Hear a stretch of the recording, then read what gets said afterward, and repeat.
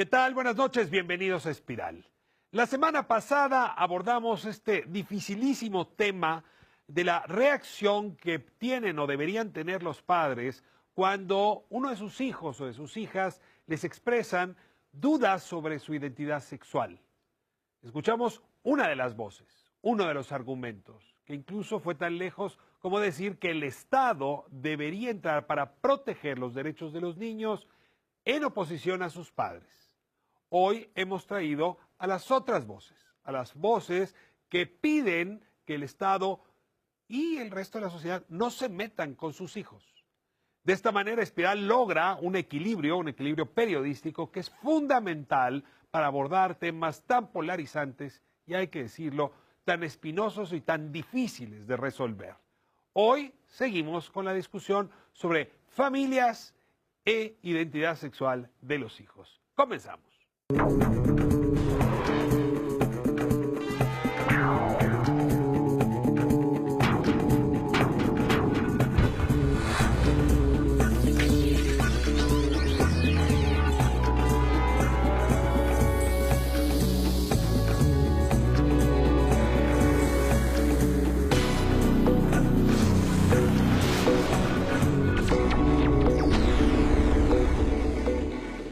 Bueno, abrimos esta conversación, segunda conversación sobre familia y diversidad, en el ánimo de producir un periodismo lo más equilibrado posible. Tuvimos un programa la semana pasada que fijó una serie de posiciones. He invitado hoy a quienes tienen argumentos distintos, sobre todo a partir de la campaña, esta que está hoy en parabuses, en autobuses, de No te metas con mis hijos. Les agradezco muchísimo que estén aquí para compartir su argumentación. Y bueno, pues como esta edición en Espiral, les voy a pedir que ustedes se presenten. Mario Romo, comenzamos con usted. Gracias, buenas noches y un saludo a toda el teleauditorio que nos sigue en esta entrevista. Esperemos hacerla amena y rica para todos. Yo soy papá, soy padre de familia de 4 hijos, 3 mujeres y un varón. Soy esposo y soy profesor también. Doy clase en la Universidad de Anáhuac. Y desde hace muchos años ya, más de 25 años, he estado desde también distintas organizaciones de la sociedad civil, trabajando por las familias de este país. Muchísimas gracias, Mario. Y ahora le doy la bienvenida a Alejandra Diner. Alejandra, bienvenida. Muchas gracias, Ricardo, por la invitación. Yo soy mamá también, soy académico de la Universidad de Anáhuac, pero también estoy en el Instituto Superior de la Familia. Estoy en varios lugares, soy conferencista, soy orientadora familiar, estoy preocupada por la familia, principalmente porque todos venimos de una familia y es importante que esa institución se mantenga sólida para que todos crezcamos bien y que la sociedad se desempeñe mucho mejor. Soy educadora perinatal, preparo a mujeres de escasos recursos para sus partos, para que no las violenten en los hospitales, y soy doctoranda en bioética, que estoy a punto de terminar. Te agradezco muchísimo que estés aquí, Alejandra, y le doy ahora la bienvenida a Rodrigo Iván Cortés. Me da mucho gusto estar aquí, poder compartir reflexiones. Soy papá, esposo, tengo 4 chamacos, 2 y 2 por aquello de la equidad de género. Y también me dedico a la cátedra. Tengo más de 2 décadas de catedrático del Instituto Superior de Ciencias de la Familia. También me he dedicado un tiempo a la cuestión de la representación popular. He sido regidor, diputado. En la sociedad civil he participado en varios frentes. En particular, hoy en día estoy en el Frente Nacional por la Familia y también dirijo el Instituto de Análisis de Políticas de Familia. Y bueno, pues soy un enamorado del tema de familia, de cómo ayudarla. Así que pues aquí estamos. Te agradezco muchísimo, Rodrigo, que estés acá, y le doy ahora la bienvenida a Fernando Zúñiga. Muchas gracias, pues un gusto saludar a tu auditorio, Ricardo. Yo soy hijo de familia, no he tenido la dicha de ser padre de familia. Soy egresado del CIDE, donde estuve cursando la licenciatura en Derecho. Tengo una maestría en la Universidad Panamericana y otra que estoy cursando actualmente. Me apasionan los temas de vida, familia, libertad religiosa, y pues comando los esfuerzos de un litigio estratégico desde este lado de la causa, ¿no? Desde un litigio que mira a la familia como pilar central, que mira a la familia con una perspectiva integral y que además puede ser, como lo decía Ale, pues un complemento y un solucionador a muchos de los problemas. La campaña No te metas con mis hijos. ¿Qué me cuenta? ¿Su origen, su intención y qué pretende? El año pasado, 2016, el 17 de mayo, el presidente de la República tuvo a bien presentar un paquete en el cual pretendía subordinar la política interior y exterior de este país a una sola visión, una ideología, que es la ideología de género.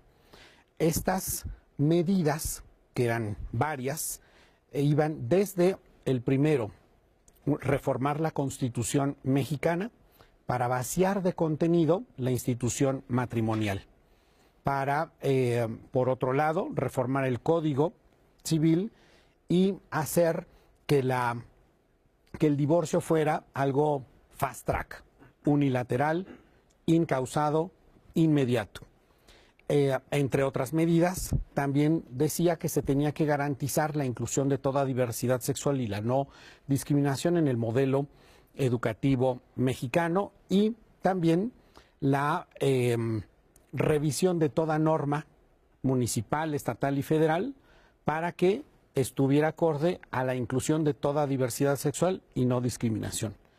En ese sentido, hay, por lo tanto, pues una cuestión que no fue conversada públicamente, no hubo un diálogo público, hubo una acción directa y además muy fuerte del presidente en ese sentido. Al día siguiente entregó la iniciativa de reforma constitucional al Congreso de la Unión. Al día siguiente también empezó un esfuerzo del secretario de Gobernación por cambiar las leyes, en varios casos constituciones de los estados de la República Mexicana, para que, así como estaba planteado en lo federal, se hiciera en lo local. Y esto generó, pues obviamente, un malestar fuerte. Sí, pero nada pasó. Ese es un buen punto. Bueno, una parte nada más, hay que decirlo, otras siguen su ruta.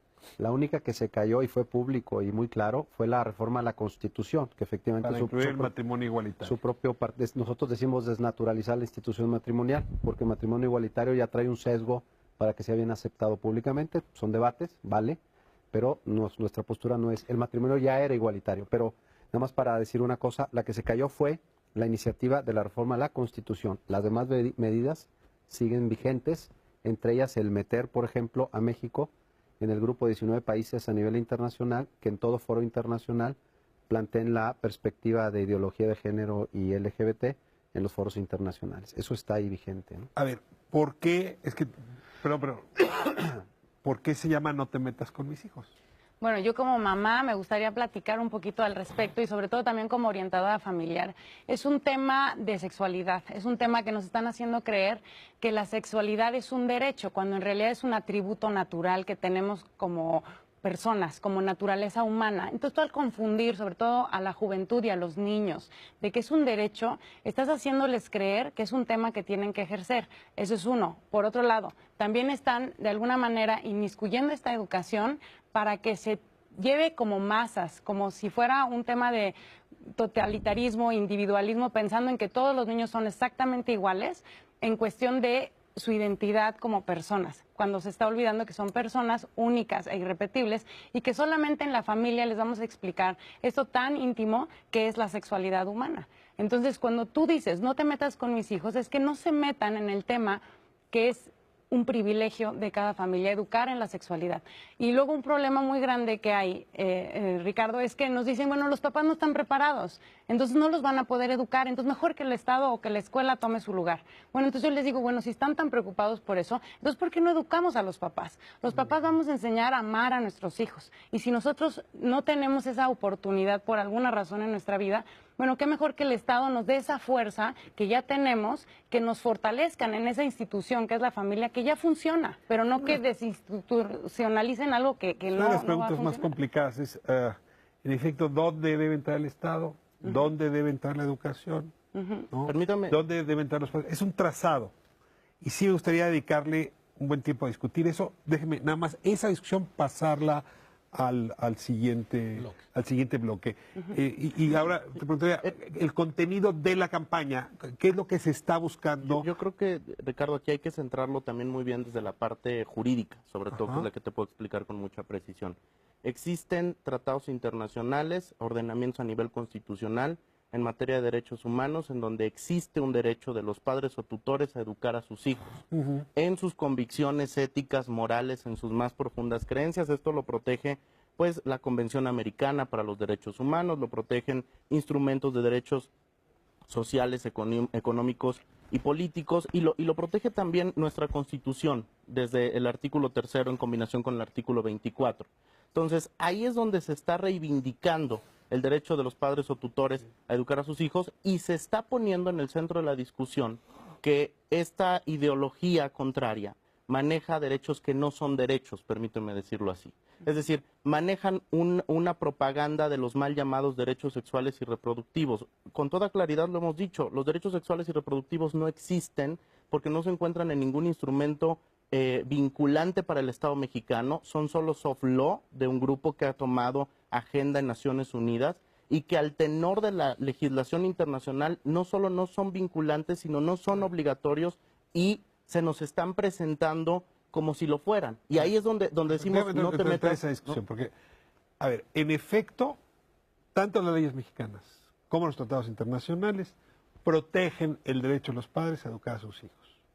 Ahora, como abogado, bien sabemos, Fernando, que los derechos siempre están en contradicción. O sea, la libertad y la igualdad, para decirlo claramente, siempre están en contradicción. Entonces, que haya derechos en contradicción no nos debería sorprender. En realidad es como cada Estado, cada juez, cada sociedad interpreta esa contradicción. Sí tenemos tratados internacionales que protegen frente a la discriminación.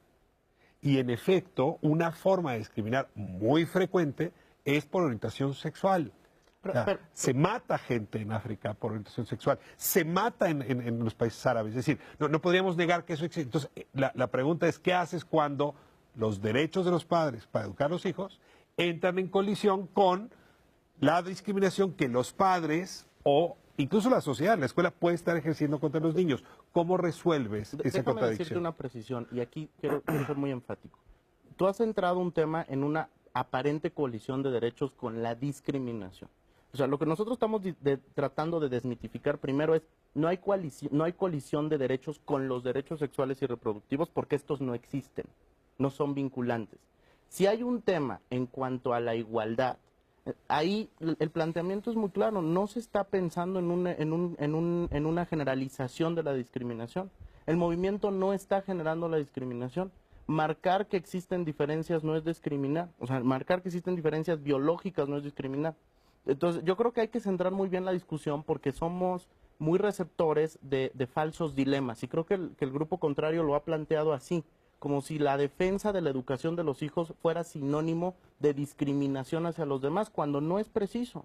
La educación de los hijos, como lo dice Ale, es una educación en amor, en integridad, en ver las diferencias, en el respeto, en la tolerancia. No tendría que haber esa complicación solo porque la dice el grupo contrario, ¿me explico? A ver, es que yo no lo colocaría en grupo contrario, no. Es decir, hay una contradicción. Me cuesta trabajo negar que la hay.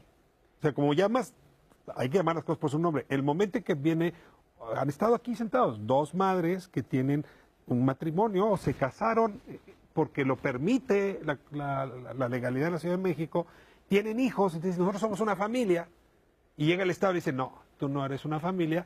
Pues sí, hay una discusión. Tú puedes decir que eso no es discriminación, pero cuando ellas dicen sí es discriminación, pues tenemos que atender el conflicto. Ya veremos cómo lo resolvemos, pero me parece difícil negarlo. Alejandra. Yo lo que veo aquí, lo que yo estoy totalmente de acuerdo contigo, es el tema de la persona. No puede seguir pasando lo que estabas tú comentando en África, mismo en México, esa discriminación en contra de las personas que tienen atracción hacia el mismo sexo, porque son seres humanos necesitados de amor. Eso es bien importante y eso lo tenemos súper consciente. Lo que pasa es que yo creo que las formas no han sido las adecuadas.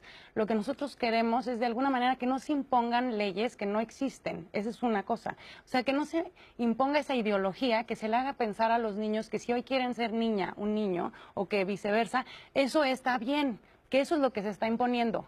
Lo que nosotros queremos es de que se siga respetando a la persona, pero que no se usen estas palabras talismán, que nos están confundiendo también el juego de semántica. Utilizar la palabra género para decir que soy mujer, eso también es un juego, porque el género no es etimológicamente y pues de ortográficamente y todos estos temas, no se usa para yo decir que soy mujer ni que tú eres hombre.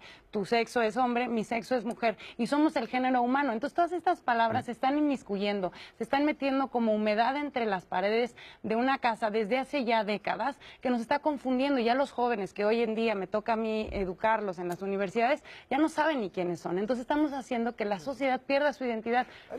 Eso es nada más bien abro para importante. porque se me está acabando el bloque, nada más para abordar esto. A ver, es que el lenguaje siempre es un espacio de disputa. Claro. O sea, llamar negro a alguien, o de llamarlo negrito, o llamarlo afrodescendiente, tiene connotaciones bien importantes. Bien importante. Y en efecto, cuando uno combate la discriminación racial, pues dependiendo cómo usas estas palabras, construyes realidades.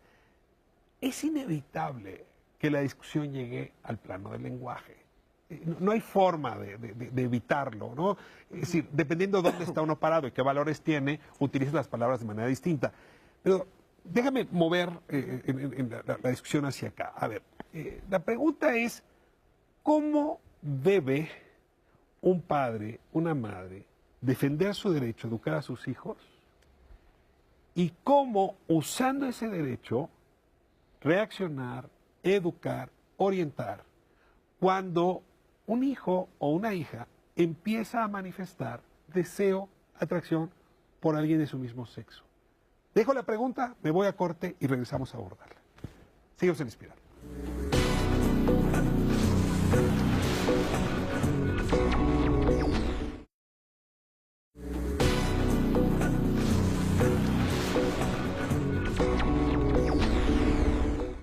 De vuelta en Espiral hablando de familias y diversidad. Y les dejaba una pregunta sembrada antes de irme a corte. A ver, la pregunta es la siguiente. Aquí, excepto uno, los demás somos papás, mamá. De pronto empiezas a ver que tu hijo está jugando con muñecas. No sabes qué quiere decir eso. Pero en la generación donde yo me eduqué, es decir, el niño, eso es para niñas, ¿no? O estás viendo a tu hija jugando con espadas, o está jugando con pistolas. Y en la generación de niños que eso es decirle a la niña, eso es de niños, suéltalo. Que es una manera ya de empezar a marcar, en efecto, que cada juguete, cada juego es distinto y que tiene que ver, en efecto, con el sexo. Comentábamos la semana pasada que hay quien desde muy niño se empieza a sentir muy maltratado por estas instrucciones. Incluso podría decirse que se puede sentir discriminado por estas instrucciones. Les planteo como si fuera ese estudio de caso, ustedes son maestros, ¿qué hacen? ¿Cómo reaccionan? ¿Cómo recomendarían a los padres que accionaran frente a esta eventualidad? La mamá. Hay un caso de una familia, ¿no? En un instituto que está en México, que se inició en Estados Unidos, justamente de un niño, ¿no? Que su papá era un militar, ¿no? Era muy serio el militar y iba y venía, pero no estaba mucho tiempo en casa. Y estaba el niño más que nada con mamá y él tenía 3 años de edad. Entonces el niño nada más jugaba con Barbies y jugaba con la mamá y hacía todas las cosas que hacía la mamá. Entonces ellos se acercan, ¿no? a este centro y les dicen, ¿qué hacemos? Porque nuestro niño parece que tiene una orientación sexual contraria al sexo que tiene, ¿no? Y el papá era bastante ausente, lo repito, y la terapeuta le dijo, es que el papá tiene que estar más integrado. Pero el papá lo que hacía era rechazarlo, porque decía, ¿cómo sigues jugando con muñecas? Le subía su autoestima. Y su autoestima. Entonces él lo rechazaba más porque le decía, tu hijo no lo estás educando bien, mira cómo juega con muñecas, ¿cómo es esto posible? Entonces, para no hacerles el cuento largo, lo que hicieron es ayudar a esa familia a que se integrara y que cada quien lograra encontrar nuevamente su identidad. ¿Qué hicieron? Al papá lo hicieron jugar con Barbies, vestirse de princesa. Y entonces el niño fuera reafirmando que su papá era igual que él. Es un tema también de Freud, ¿no? Digo, que es un tema que ahorita no nos ocupa, pero que es interesante verlo, porque las mujeres, nosotras nos identificamos con la mamá. Y llega un punto como a los 3 años de edad que vemos al papá como nuestro héroe y nos enamoramos de él, hasta que nos damos cuenta que tenemos miembros o genitales distintos y decimos, no, espérate, yo no soy de este bando, entonces me quiero regresar al mío y nos cuesta mucho trabajo porque voy a regresar con mamá. Cuando eres hombre es más sencillo porque te regresas con papá, pero si tu papá te rechaza, Entonces ahí tú dices, no puedo estar aquí. Es un tema, ¿sabes qué, Ricardo? De que nos pongamos con muchísimo cuidado las familias a estar observando a los miembros de cada uno. A ver, déjame ver si puedo salvar con los demás este tema para ir al siguiente. Lo que estás diciendo es, acércate a tu hijo, no lo maltrates, no lo estigmatices, no lo lastimes. Fíjate que yo estuve en un programa de otra televisora hace algunos... Lo lamento mucho. Sí. De la otra televisora no. Y fíjate, lo que yo lamento es que en ese programa te ofrecen, como ya pasa después de medianoche, te ofrecen un whisky. Ah, mira. Eso sí lo lamento. Entonces, Aguantamos bueno, tantito, es muy temprano. Estamos ahí con el whisky, ¿no? Y al final, el conductor, ¿no?, iba haciendo sus preguntas, íbamos entrando justo en todos estos temas. Era despuesito de las marchas, ¿no?, del Frente Nacional por la Familia, estaba muy caliente el tema. Y me dijo, usó una técnica que luego utiliza un buen periodista para meterte en la pregunta. Y me dijo, tú tienes un hijo, ¿verdad, varón? Se acordó de cuando nos presentamos y tal. Sí, es el más pequeño. No pienses en él, me dice, ¿no? Entonces lo que estaba haciendo fue justo que pensara y su carita se me vino, es decir, emocionalmente yo lo tenía aquí enfrente. Hizo bien su trabajo, digamos, el periodista. Y cuando de pronto me pone en esa situación y me dice, ¿qué le dirías a tu hijo si te dice que se quiere, ya es mayor de edad? No me digas quién es, no te imagines su nombre, pero él se llama José Mario, me lo imaginé perfecto. Y te dice que se quiere casar con un hombre. ¿Qué harías? Pregunta final de la entrevista. Le dije, mira, le diría que no se puede casar con un hombre, que el matrimonio es entre un hombre y una mujer. Y después le diría que lo amo profundamente. Eso es un poco, es decir, el que tú marques como padre de familia un deber ser, el que tú aclares, por ejemplo, que la institución matrimonial es entre un hombre y una mujer, el que también aclares que hay relaciones de otros tipos, porque también además los ven en la calle y se trata que no ofendas a nadie y hay que explicarlo en su momento, ¿no? Pero eso no es un matrimonio es una relación distinta y podemos hablar todo el programa de la institución del matrimonio y tal, pero al final de lo que se trata es que marcando el bien para tu hijo, educando a los hijos varones como hombres, a las hijas mujeres como mujeres, siendo un padre presente, sobre todo eso, lo más importante es que sepan que les amas profundamente y que estás con ellos. Cuando eso se da, las cosas salen bien. Te diría que si no nos quedara un programa, digamos, la mitad del programa, yo aquí lo terminaba. O sea, me parece que es una conclusión impecable. Ahora, déjame darle la vuelta y déjame preguntarle a Rodrigo. Imagínate que ese niño no es hijo de Mario, sino es hijo de un militar, se enfurece, que le pega al muchacho, que lo maltrata, que lo humilla, y entonces un día llega la policía y dice, oiga, no le pegue al niño, o la mujer va y lo denuncia, y el militar dice, el derecho del padre a educar a su hijo, no se meta conmigo. Yo voy a educar a mi hijo como se da la gana. Y si quiero pegarle, y si quiero ponerle la pistola en la cabeza, ese es mi derecho. ¿Qué le dirías a ese padre diciendo que es el derecho que los convenios y las instituciones internacionales nos dan, ¿no? Ricardo, para hablar Sí, de la teoría. yo creo que, como todo, ¿no? hay que tener criterio. Y un criterio muy importante es el criterio de subsidiariedad, que es el tanto cuanto, ¿no? En tanto cuanto en la familia se puede vivir, convivir, ejercer tal cual ese derecho de ser padre para supervisar, cuidar y desarrollar los derechos que deben ser los primeros en atender, que son los de los niños, no tiene por qué meterse el Estado. El Estado solo se mete en tanto cuanto eso, por alguna situación extraordinaria, no funcione o se atente en contra de la integridad física de alguno de los miembros. Si hay un abuso, obvio, para la cárcel o hacer lo que se tiene que hacer. Si hay un abandono, pues una exigencia de, ¿no? Si hay una agresión física, por supuesto que tiene que entrar el Estado, pero es tanto cuanto. ¿Por qué le digo esto? Porque el mensaje "no te metas con mis hijos" está respondiendo Pero no es a- absoluto. Exactamente, es en tanto cuanto, es un criterio y la subsidiariedad es el que nos dice esto. El "no te metas con mis hijos" tiene que ver con un abuso por parte del Estado, por parte de la institución gubernamental, por parte de la ideologización de quien detenta el poder en contra de la subsidiariedad. ¿Por qué lo decimos?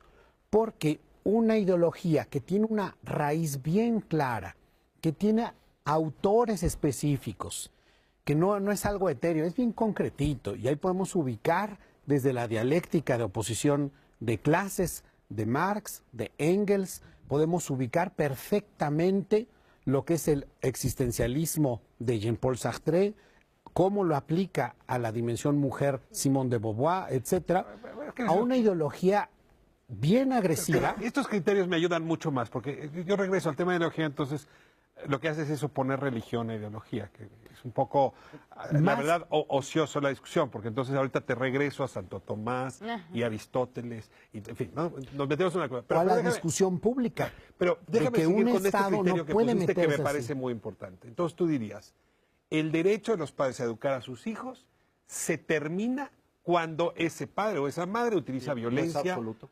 No es absoluto. Sí. Ahí lo podemos dejar. Estamos de Ahora sí, acuerdo. Ricardo, te paso. déjame centrar esto que es bien interesante. Hay que entender cuál es el origen del derecho familiar. Derecho familiar, al final del día, que nace en Roma, es una institución del derecho privado, donde el ámbito privado es importante y el Estado solo se mete, como dice Rodrigo, cuando el ámbito privado tiene alteraciones. Entonces, en este tema de derecho familiar hay que ver también que hay algo que se llama interés superior del menor, ¿no? El interés superior del menor está siempre velando o está conviviendo con el derecho de los padres a educar a los hijos y con las propias obligaciones estatales acerca de la educación y acerca de la provisión de bienes o de la provisión de servicios. Entonces, aquí lo que hay que decir es cierto, el derecho de educar a los padres no es absoluto, pero el Estado, al entrar al ámbito familiar, lo debe hacer solo por excepción, por casos excepcionales. Solo por excepción. Solo por excepción, por casos excepcionales. Es decir, cuando falla el interés superior del menor, ¿no? Cuando se pone en riesgo la integridad física, emocional, psicológica del menor, hay criterios súper desarrollados. Lo que no puede hacer el Estado o no puede hacer nadie ajeno al vínculo familiar es imponer una ideología a un menor o tratar de orientar su criterio sin que éste tenga el respaldo del padre o tutor. ¿Por qué? Porque la lógica del derecho familiar es muy simple. El menor de edad, que es un estándar que se ha marcado en el derecho como formador de criterios, el menor de edad no tiene aún la capacidad jurídica para tomar decisiones plenas y conscientes sobre sí, sobre sus actos, A ver, ¿no? lanzo el siguiente dilema y sin esto pasar con Alejandro en esta discusión. El número de embarazos adolescentes que hay en este país es enorme y sigue creciendo. Y es claramente una falla de educación de la casa y una falla de educación de la escuela. Una de las discusiones más importantes en el mundo es fuera de la casa, pero en este ámbito que todavía linda en lo privado, ¿no? En el ámbito educativo, es si debe darse educación sexual. Precisamente para que los menores de edad, antes de entrar a la etapa reproductiva, sepan cómo cuidar Y su después cuerpo, también. dignificar su cuerpo, saber cómo quererse, cómo querer al otro Cuidarse. y eventualmente cómo cuidarse. Entonces, hay toda una discusión muy complicada de no te metes con mis hijos y decir, yo quiero darles la educación sexual. Y otros que dicen, a ver, dada la circunstancia de este país, dado el crecimiento, necesitamos que alguien más entre porque la familia no está resolviendo el problema. Es otro dilema. ¿Cómo lo enfrentas, Alejandra? ¿Qué opinión tienes al respecto? Mira, yo también soy economista, ¿no? Soy licenciada en economía y me gustan mucho los números. Por ejemplo, en Estados Unidos, que es uno de los países donde más información de la sexualidad hay, en donde está la clase esta que se llama Sex Ed en todos los colegios, es donde más adolescentes embarazadas hay, según el Federal Statistics of Bureau of Statistics. ¿Qué pasa con esto? Dices, pero ¿cómo es posible si hay tantísima información? Más hoy en día, y antes había, no sé, antes de los años 60 había alrededor de 5 o 6 enfermedades venéreas conocidas, hoy en día hay más de 30. ¿Qué está pasando? Hay cada vez más información y cada vez más embarazos no deseados, ¿no? Y sobre todo en adolescentes, y también es un problema en México. Bueno, aquí yo lo que veo es de que se está centrando la educación sexual en la genitalidad, en el placer absoluto y en el que si tú quieres, puedes, mientras seas responsable. Y ojo aquí, voy a entrecomillar ¿Crees responsable. que los libros de texto traen ese mensaje? Claro. Claro, en los de la Secretaría de Educación Pública. Digo, yo los reviso siempre cuando van a entrar mis hijas a un nuevo año escolar, me pongo a ver para ver y explicarles. ¿Una sola vez mencionan la palabra placer en los libros de texto? Claro, sí. Autoerotismo, incluso en libros para niños de preescolar. Sí, te hablan de la atracción hacia el mismo sexo, te hablan de todos estos temas, que yo no estoy diciendo que esté mal, estoy bien, sino lo que estoy yo queriendo expresar ahorita es decir que el amor lo están centrando en un tema de sentimiento. Y hoy en día todo, mientras sea amor, supuestamente, es decir, siento bien en lo que sea. Si amo a mi computadora, está bien. Si amo a mi profesor, está bien. Mientras yo ame, entonces se vale. Y entonces, a lo que yo iba con el tema de la responsabilidad. Nos venden la idea de que responsabilidad implica ponerme un condón o tomarme una pastilla. Cuando eso o no falla... tener relaciones sexuales. Pero eso no nos lo dicen. Ricardo, nunca nos hablan de la abstinencia. De hecho, yo estaba en foros en la ONU que cuando yo les menciono, ¿y por qué nunca hablan de la abstinencia o el compromiso? Se burlan de mí las mujeres y me dicen, ¿y cómo sabes que él va a hacerte Tengo fiel aquí o los no? libros, pero a ver, todo el tema del respeto al cuerpo tiene muchas expresiones. Pero, a ver, entendí tu argumento, pero déjenme volver a preguntar un poco así en abstracto. ¿Debe o no haber educación sexual en la primaria antes de llegar a la edad reproductiva? Sí debe haber, pero debe ser una educación. En las escuelas. Sí, claro. Integral. No es solo tarea de los papás. No, debe haber. O sea, debe haber. Debe haber. Sí. Pero debe haber una educación que respete también las creencias, la forma de vida, los valores de los padres de familia. No tiene que estar en contradicción. Eso es muy importante. Y esto no es solamente un tema religioso, pero además debe ser una educación que funcione. Y los hechos nos demuestran que no funciona. Tú ahorita pones el ejemplo como si el Estado apenas interviene en la educación sexual. El Estado tiene 30 y tantos o 50 años educando en el tema y es tan corresponsable de que esto no funciona como los padres de familia. Yo incluso te diría lo contrario. Lo que el Estado está haciendo, lejos de ayudar... Te devuelvo la de Alejandra. Hasta el año 2000 había una reducción importante en embarazos adolescentes. Es con la llegada del PAN y el cambio de la política de educación sexual, déjame utilizar el término, más restrictiva para el Estado, que crecieron los embarazos adolescentes. Entonces, el Estado es responsable de ese crecimiento porque cambió la política que teníamos antes del año 2000. ¿Cuál era la política anterior? En efecto, informativa. Los libros de texto eran informativos, donde se empezó a evitar que hablaran de reproducción sexual. En ese momento es cuando creció. No la comparto, la tesis. Mira, el programa que hoy está planteando este nuevo gobierno, que no es el gobierno de los gobiernos panistas, que además yo no soy panista y estoy también muy inconforme con muchas de las cosas que hicieron, es decir, no lo avalo, no me parece que hicieron un buen trabajo tampoco, logra todo lo contrario de lo que buscan. Fíjate, tú ves el ENAPEA, no sé si la audiencia en estos términos... Es el ENAPEA? Es la Estrategia Nacional de Prevención del Embarazo Adolescente. Correcto. Es un documento de más de 100 páginas. Es una estrategia que busca ser integral y que participan no sé cuántas secretarías. Nos dimos a la tarea de analizarlo. Ni siquiera con un análisis, que también lo hicimos, pero ahorita no te voy a dar un análisis de fondo médico o psicológico. No, simplemente en términos. Cuando tú ves el ENAPEA, que lo que busca es reducir justo el embarazo adolescente y las enfermedades de transmisión sexual, menciona cerca de 100 veces en sus 100 páginas anticonceptivos, menciona 52 veces, es decir, una vez cada 2 páginas, derechos sexuales y reproductivos, y un concepto que le llaman ARAPS, que son anticonceptivos reversibles de acción prolongada. Y algo, Mario, Como ven que no funciona los condones y todo esto, tienen que hacer algo más, ¿no? Entonces vamos a ponerle a las niñas parches hormonales desde los 12 años, por supuesto sin autorización de los padres, y DIUs. Y en la página 88 del ENAPEA, y te invito a que lo consultes y a toda la teleaudiencia también, dice expresamente que estos deben darse sin la mediación de padre, madre o tutor. ¿Qué te parece? ¿Conocimiento o consentimiento? No es que te corte, pero vamos a corte, regresamos.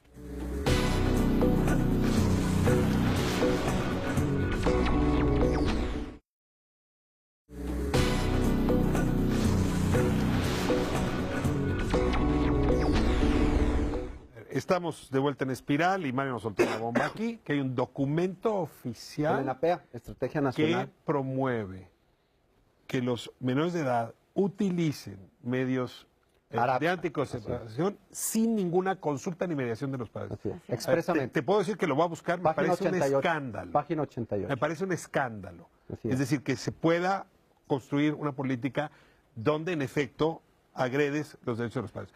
Lo que sí, en fin, lo voy a dejar aquí. Y esa es una de las puedo- razones del por qué no te metas con mis hijos. Y hay algunas otras cosas más. Aquí el problema no es para nosotros el que no haya educación sexual. Debe haber educación sexual en términos informativos, objetivos, de lo que es la parte biológica del ser humano, pero tiene que estar acompañado, respaldando lo que dice Ale, pues de una educación, hombre, más integral, más humana, tomar en cuenta lo que son los padres, porque de lo que estamos hablando, el problema y por qué surge el no te metas con mis hijos, es que ahorita no está habiendo en varias partes una educación sexual, no. Lo que está habiendo es una promoción de una ideología que se va hasta la cocina. Ya lo dijo Mario con esto y pongo sobre la mesa otro elemento. En la Ciudad de México hay una ley que ya fue aprobada, que por cierto a nivel federal el contenido principal de esto no fue aprobado, pero en la ciudad sí, que se entiende por derechos sexuales y reproductivos. En la Ley de Juventud de la Ciudad de México hay un capítulo de los derechos sexuales de los jóvenes. Y ahí puedes ver cómo, hasta dónde llega esto. En un artículo se menciona que los jóvenes tienen el derecho a la autoconstrucción de la identidad sexogenérica desde menores de edad. Y ahí se les da el derecho, entre comillas, para saltarse a sus padres, acudir directamente a las instalaciones gubernamentales para que les practiquen una operación quirúrgica de amputación de aparato reproductivo Estás llevando y muy lejos este una párrafo. No, pero a ver, inyección hormonal mensual. Estás llevando muy lejos el párrafo. Porque una cosa es que tenga la persona derecho a la autoconstrucción de su identidad, y entre esas partes de la identidad está la identidad sexual, por cierto. Y otra cosa es que el gobierno de la ciudad o cualquier gobierno esté promoviendo Es que a la la amputación. letra lo dice la ley. Que pueden Y irse también te lo invito a operar, a hacer un cambio. Sin Eso es conocimiento ni permiso es que de eso- los padres. Perdóname, ahí sí te puedo decir, la investigación está hecha, no hay ningún lugar donde lo diga y hay una discusión muy amplia porque tendría que ser Mira, con acompañamiento médico. No me creas a mí. Que se consulte tal cual y igual Pero ya tenemos aquí me dijo tiempo. que la página 88 De la ENAPEA. está de la ENAPEA. Tal cual. ¿Dónde está eso? La Ley de Juventud, capítulo de los derechos sexuales de los jóvenes capitalinos, expresamente dice que pueden hacerlo sin conocimiento o permiso de sus padres. ¿A qué edad dicen que se de puede edad, hacer? 14 a 29. No, pero Es decir, menores de edad es antes de los 18. Claro, No, después de los 18 los papás ya creo que no tienen claro, mucho por que eso, decir, pero ¿no? aquí estamos hablando de 14 a 18, 4 años menores de edad. En que el muchacho puede llegar a saltándose pedirlo. a los padres. Ahora, déjame decirte una cosa, perdón Ricardo, muy rápido, perdona. Ahí está el debate de derechos. Ese es el debate de derechos en el que queremos centrarnos, no en el falso dilema donde nos ponen con la discriminación. O sea, no hay un tema de discriminación. Aquí está el dilema. El dilema de derechos o donde tiene que entrar esta parte del aparato del Estado, del derecho a regular o no regular. Y lo que se dice es, yo te diría, se pretende una educación al tenor literal del artículo 3º constitucional, porque cuando es laica, el laicismo, en el mejor de los términos entendido, es laica de ideologías, incluida la ideología de género, incluida la ideología de los grupos LGTTI, o sea, es una educación que permita con bases científicas, con conocimiento objetivo y con un acompañamiento que se centra en la dignidad del menor, dar una educación que le permita tomar decisiones acorde a su edad. Aquí el tema, insisto, es si el derecho civil que nos ha regulado por más de 2000 años ha visto que los menores son sujetos de protección en tanto que tienen diferentes incapacidades en el sentido propio jurídico, es decir, no pueden suscribir contratos, no pueden realizar actos jurídicos, no pueden todavía tomar decisiones respecto de sus estados civiles con los asegúnes que tiene la ley. La pregunta sería, ¿por qué sí pueden decidir cosas con una ideología que ha sido impuesta desde una la agenda? Operación.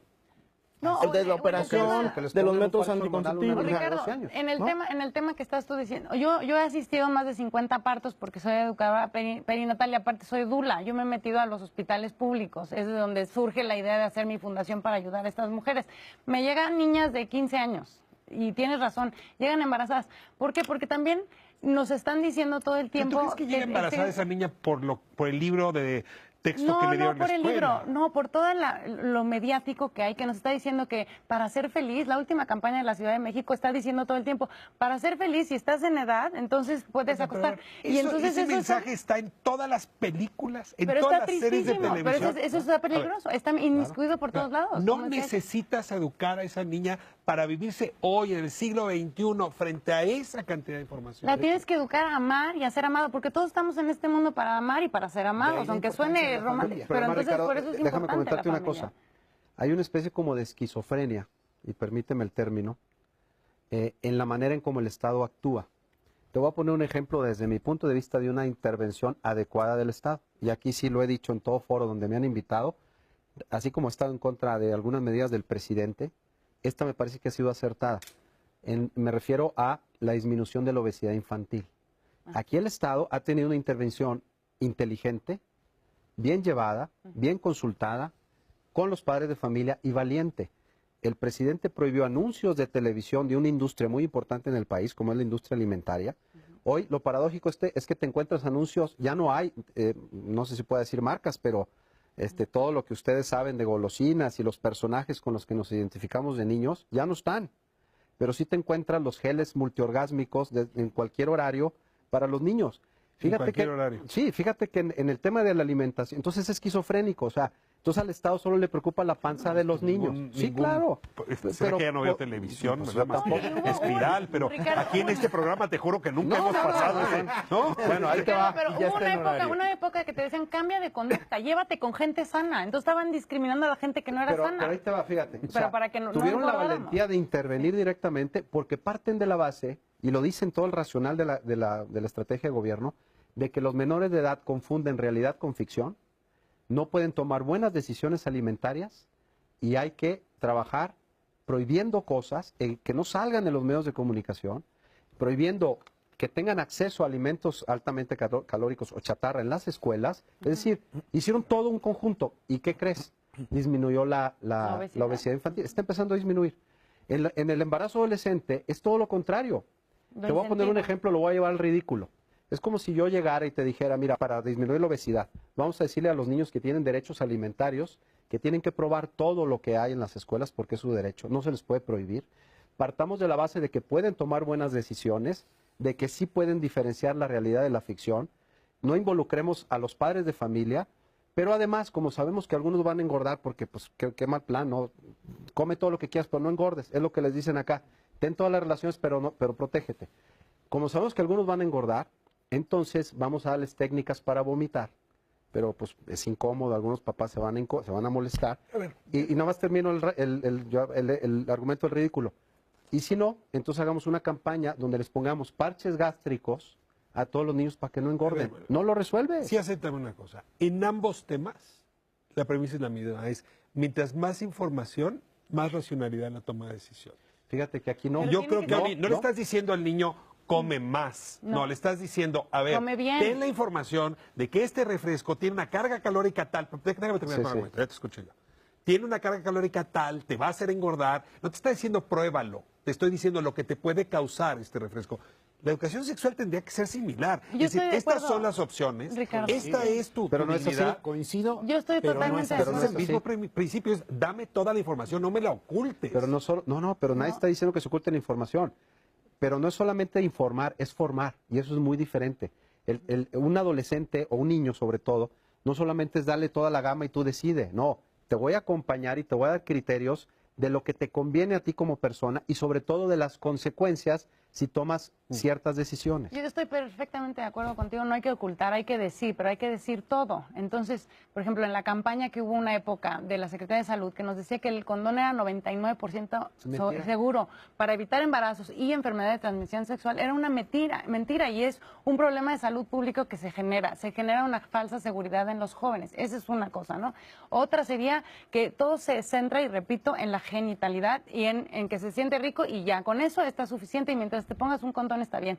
Yo lo que digo es, ok, que digan todo esto, que digan los datos reales, porque la Organización Mundial de la Salud te dice que el condón es de 0 a un 85%, de 0 a un 80% para evitar enfermedad de transmisión sexual, porque hay ciertas enfermedades que ni siquiera protegen. Por ejemplo, ¿sí? Y 85% es para evitar embarazos. Pero si se usa de una forma consistente y constante, y como no somos perfectos, bueno, reduce todo ese porcentaje. Esa es una. Y otro ejemplo que yo daría para complementar lo que tú dices, y estando de acuerdo con tu propuesta, es irnos a Uganda. Uganda es un país que hizo el plan ABC, abstinencia, be faithful, ¿no? Sé fiel, o condomízate, que son los 3 niveles de la persona. Lo más humano es abstenerte, controlarte, autogobierno, si no estás dispuesto a un compromiso. Ahora, si no puedes eso, bueno, vete al plano de la monogamia, de la fidelidad. Y si ya de plano no puedes, entonces condomízate y te vas a la parte más infrahumana, más primitiva. Yo creo que un gobierno... ¿Condomízate? ¿Qué es? Condomize, o sea, ponte Utiliza condón, ¿no? condón. O sea, usa un condón. ¿Por qué o era ponte- más infrahumana? Pues porque si ya no, o sea, es como los animalitos, vamos a esterilizarlos porque no se pueden controlar y se van a acostar, bueno, van a copular, por así decirlo. Entonces, cuando tú te pones un condón nada más así, porque no supiste contenerte, ni siquiera reconoces tu fertilidad. Por ejemplo, una mujer puede reconocer perfectamente su fertilidad y saber cuando está embarazada. Si no quiere tener hijos, se podría abstener. Ahora, quiere tener relaciones, bueno, tú decides. El condón también se utiliza en parejas que no se quieren embarazar. Por que están supuesto, casados. por eso lo acabo Yo de quitaría decir. la palabra infrahumana ya en esta discusión No, que pero tenemos, quise porque- decir más primitiva. Yo lo he O sea, usado, a ver, tengo que no. decirlo con mi esposa para no bien, embarazarnos. está bien. Me Pero sentí es de pronto un maltratado. tema de A ver, voy al autocontrol. siguiente Sentiste tema. discriminado. Sí, me sentí discriminado. No, Yo lo no. uso y no soy infrahumano. Miren, tengo la pielecita bien humana. Eres muy A ver, humano y voy- aquí- Pero es voy lo al- más voy hacia el primitivo, cierre. quise decir, ¿no? No, en la época primitiva no había condones. A ver, voy al cierre. Y el cierre tiene que ver con mi mayor preocupación haciendo los 2 programas. Y es que no veo condiciones de diálogo. Es decir, de un lado oigo, es una visión anticientífica, es una visión religiosa, es una cosa dictada desde el Vaticano que ya pasó de moda.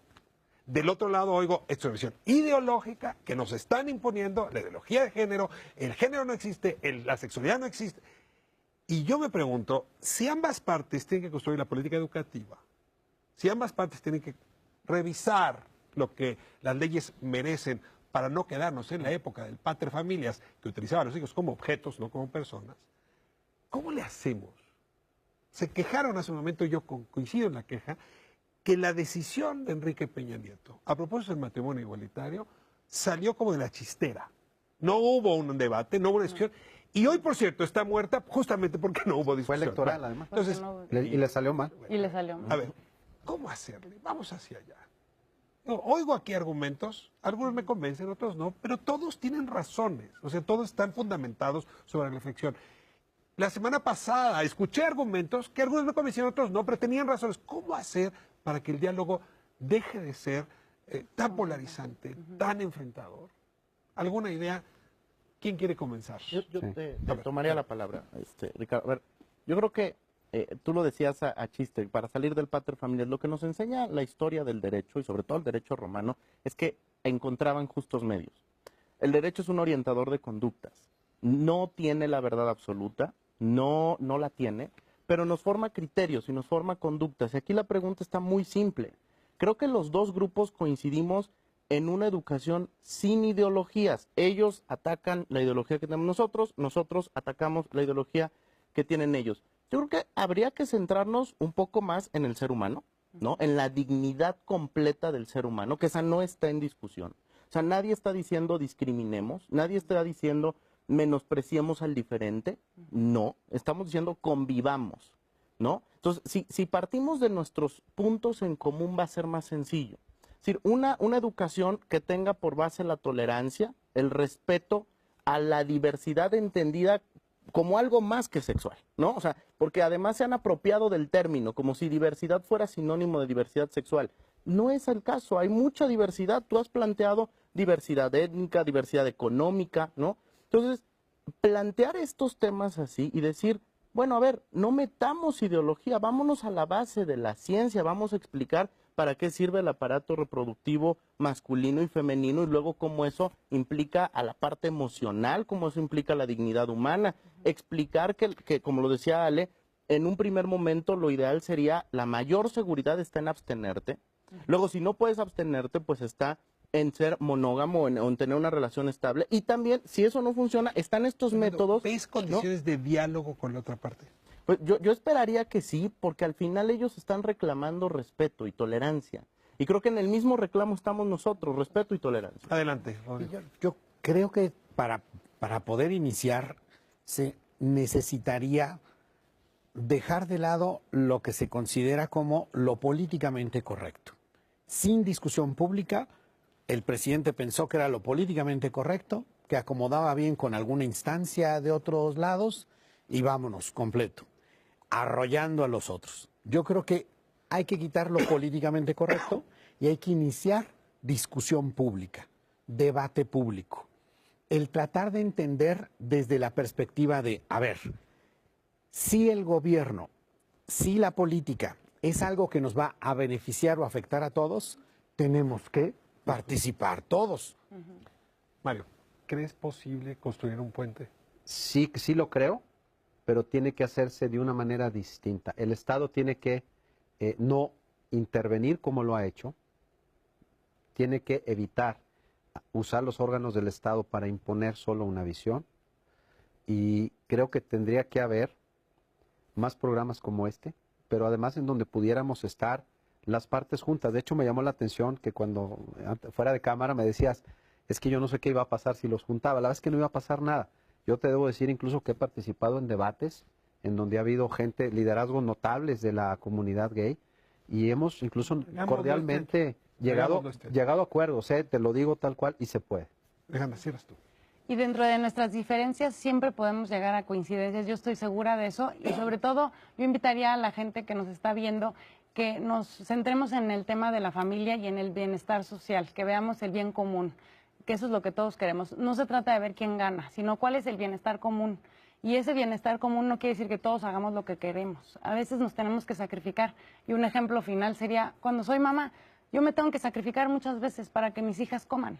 Tengo que sacrificarme para que ellas duerman y yo no duermo.